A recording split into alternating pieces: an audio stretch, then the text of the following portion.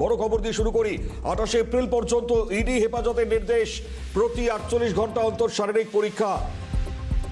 28 তারিখ বেলা 1টায় সশরীরে পেশ করতে জয়কে আর্থিক তছরূপের অভিযোগে গ্রেপ্তার এই জয় কামদার। তাকে বেআইনি জমি দখল, লেনদেন, তোলাবাজির অভিযোগে গ্রেপ্তার করা হয়। ইতিমধ্যে ইডি হেফাজতে পেয়েছে তাকে। 48 ঘন্টা অন্তর তার শারীরিক পরীক্ষা হবে। 28 এপ্রিল পর্যন্ত ইডি হেফাজতের নির্দেশ। আজ তাকে ইডির বিশেষ আদালতে পেশ করা হয়েছিল এবং তারপরে এই নির্দেশ সামনে আসছে। অত্যন্ত গুরুত্বপূর্ণ আগামী সময়, কারণ এর বিরুদ্ধে যা যা অভিযোগ সামনে এসছে, এই গোটা ঘটনার তদন্ত করতে গিয়ে একাধিক এই মুহূর্তে স্ক্যানারে রয়েছেন, যাদের মধ্যে পুলিশ আধিকারিকদের নামও জড়িয়ে যাচ্ছে। ফলত খুব গুরুত্ব রাখছে এক্ষেত্রে 28 এপ্রিল পর্যন্ত ইডি হেফাজতে থাকাকালীন জিজ্ঞাসাবাদ পর্বে আরো নতুন কি তথ্য সামনে আসবে। বেআইনি জমি দখল, লেনদেন, তোলাবাজি, নানান অভিযোগ রয়েছে এই জয় কামদারের বিরুদ্ধে। তাকে যেভাবে দীর্ঘক্ষণ জিজ্ঞাসাবাদের পর তাকে গ্রেপ্তার করা হয়। জয়দা কি বলবেন? বিস্তারিত জানবো। অভিরূপা সাহা আমাদের সঙ্গে রয়েছেন, আমাদের প্রতিনিধি সরাসরি। অভিরূপা, অত্যন্ত গুরুত্বপূর্ণ, কারণ এই কয়েকদিন হেফাজতে নিয়ে তাকে জিজ্ঞাসাবাদে নতুন তথ্য কি আসবে সামনে তারই অপেক্ষায় করছেন প্রত্যেকে। কি জানা যাচ্ছে?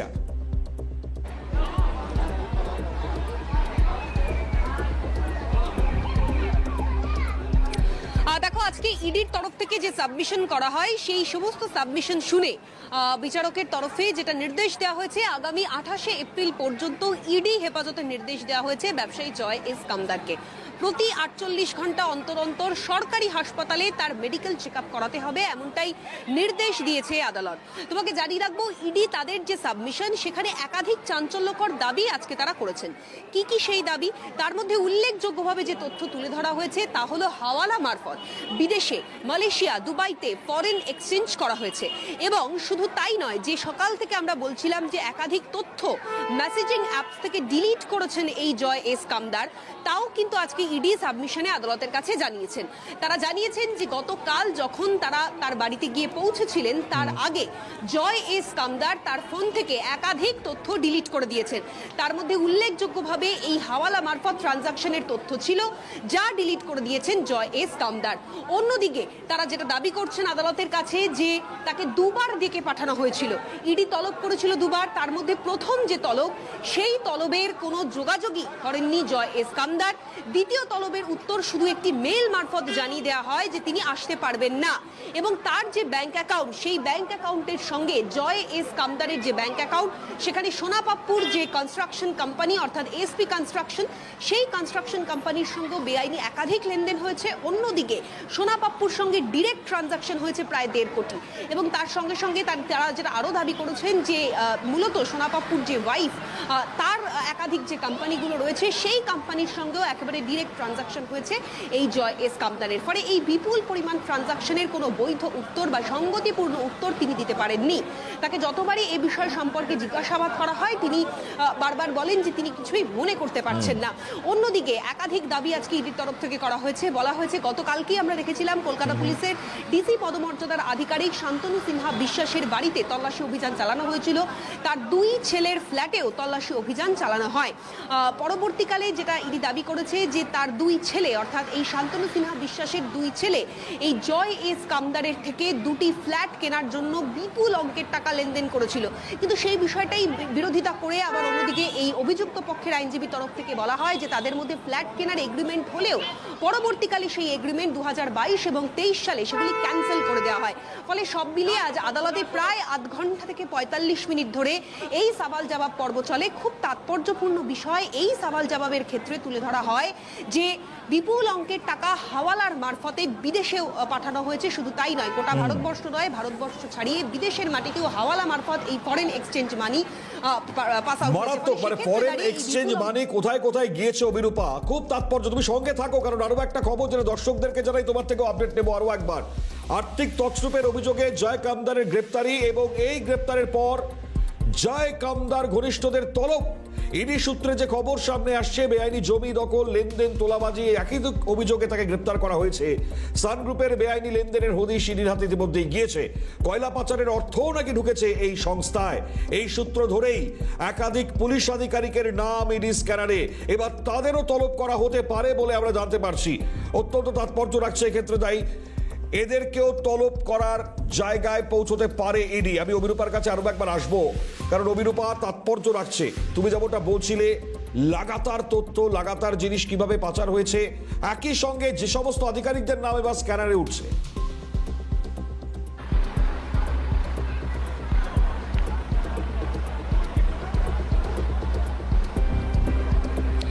দেখো, বেশ কয়েকজন ঘনিষ্ঠ তাদেরকেও ডেকে পাঠানো হয়েছে।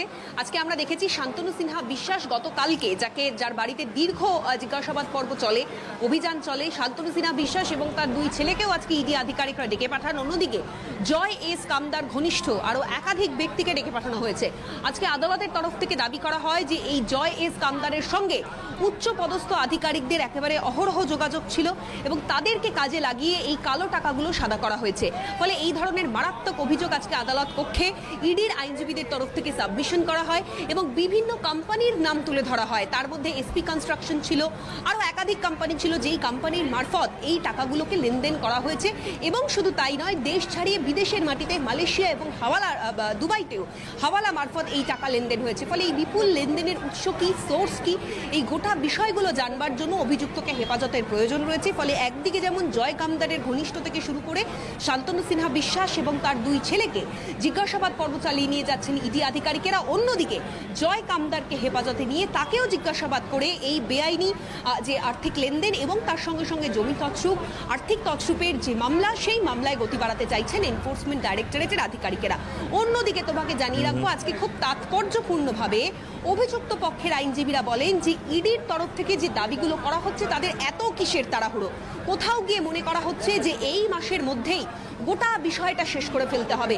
এই তাড়াহুড়োর জেরে এই গোটা প্রসিডিওর করা হচ্ছে বা সম্পন্ন হচ্ছে, এমনটাই কিন্তু আদালত পক্ষে আজকে অভিযুক্ত পক্ষের আইনজীবীর তরফ থেকেও সওয়াল করা হয়। ফলে দুপক্ষের সওয়াল জবাব শেষে পরবর্তীকালে আদালত যে রায় দেয়, অর্থাৎ আগামী 28শে এপ্রিল পর্যন্ত ইডি হেফাজতের নির্দেশ এবং প্রতি 48 ঘন্টা অন্তর অন্তর সরকারি হাসপাতালে মেডিকেল চেক আপ করাতে হবে জয় কামদারকে। মনমোহন, গুরুত্বপূর্ণ। ধন্যবাদ অভিরূপা, আমাদের সঙ্গে ছিলেন অভিরূপা সাহা সরাসরি। এবং খুব স্বাভাবিকভাবেই লাগাতার যে অবস্থান এই মুহূর্তে সামনে আসছে, তাতে তদন্তকারী আধিকারিকরা এবার কোন পদক্ষেপ নেবে আগামী সময় তা তো অবশ্যই স্পষ্ট হবে। আরও যারা যারা স্ক্যানারে রয়েছেন তাদেরকে ডেকে জিজ্ঞাসাবাদের জায়গাগুলো আরো স্পষ্ট হবে। কি নথি, কি তথ্য আরো সামনে আসবে। আইনজীবীরা কি বলছেন, বক্তব্য পেয়েছি, আমরা শোনাই আপনাদের।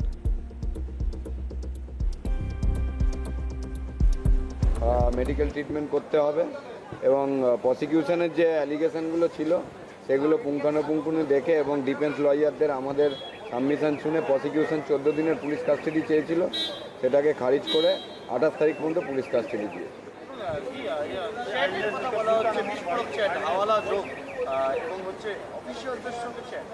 না, অফিসিয়ালদের সঙ্গে চ্যাট বলতে পার্সোনাল ওনার সঙ্গে যাদের ব্যক্তিগত সম্পর্ক আছে সেই অনুযায়ী ওনার যে ডিভাইসটা নিয়ে গেছিলো সেখান থেকে কিছু ডিস্ট্র্যাক্ট করে সেই ডিভাইসের দেখিয়ে সেই কারণে ওনারা পুলিশ কাস্টাডি চেয়েছিল। সেইগুলো যথাযথ সম্পূর্ণভাবে প্রমাণ করার জন্যেই মহামান্য আদালত 28 তারিখ পর্যন্ত পুলিশ কাস্টাডি দিয়েছে।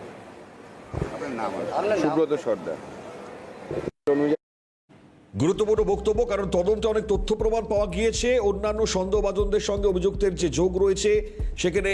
তাই আদালত যেটা বিচার করেছে বলতে অবশ্যই তাকে এবার হেফাজতে নিয়ে আরও তথ্য জানবার চেষ্টা করবেন তদন্তকারীরা।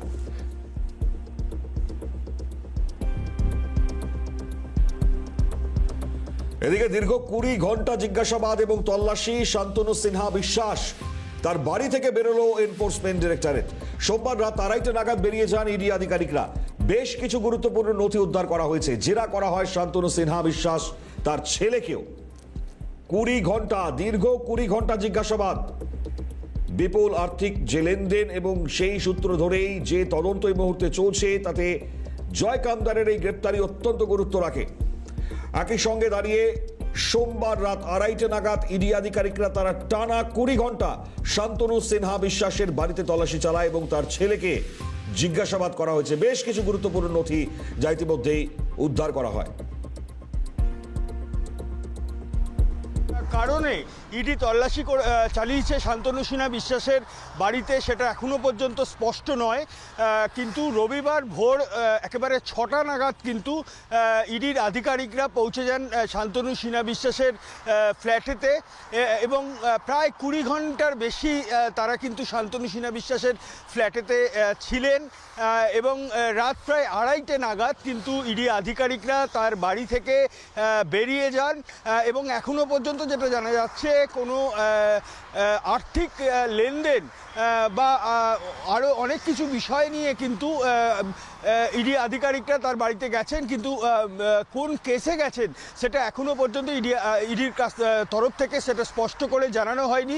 তবে এই দীর্ঘক্ষণ তল্লাশিতে বেশ কিছু কাগজপত্র নথি সেগুলো কিন্তু পেয়েছে ইডি আধিকারিকরা এবং সেগুলো কিন্তু সিজ করে নিয়ে গেছে সেই সব তথ্যাদি, এমনটাই কিন্তু জানা যাচ্ছে এবং দীর্ঘক্ষণ কিন্তু তার বাড়িতেই জেরা চলে। এর আগেও কিন্তু একাধিকবার ইডি একাধিক মামলায় কিন্তু এই শান্তনু সিনহা বিশ্বাসকে তলব করেছিলেন এবং যেটা জানা যাচ্ছে যে এর আগে কয়লা পাচার মামলায় ইডি আধিকারিকরা এই শান্তনু সিনহা বিশ্বাসকে তলব করেছিলেন। সেই সময় কিন্তু শান্তনু সিনহা বিশ্বাস হাইকোর্টে পাল্টা মামলা করেছিলেন বা চ্যালেঞ্জ করেছিলেন। পরবর্তীকালে কিন্তু আরও একটি কেসে কিন্তু এই ইডি আধিকারিকরা তাকে ডেকে পাঠিয়েছিলেন। এই কয়লা পাচার কাণ্ড এর আগেও হয়েছিল এবং সোনাপাপ্পু সংক্রান্ত একটা তথ্য শোনা যাচ্ছে, সেই সংক্রান্ত ব্যাপারেও। ফলত এই গোটা পরিস্থিতি নিয়ে রাজনৈতিক প্রতিক্রিয়াও সামনে আসছে। কংগ্রেস প্রার্থী অধীর রঞ্জন চৌধুরী তিনি কি বলছেন এ প্রসঙ্গে শোনায়। মোটামুটি যারা মাথাতে আছে, বড় বড় পদে আছে, সকলেই তো কোনো না কোনো দুর্নীতির সঙ্গে জড়িত। ফলে এদের বিরুদ্ধে দুর্নীতির বিষয়টা এটা নতুন কিছু নয়, এটা আমরা শুনেই চলেছি।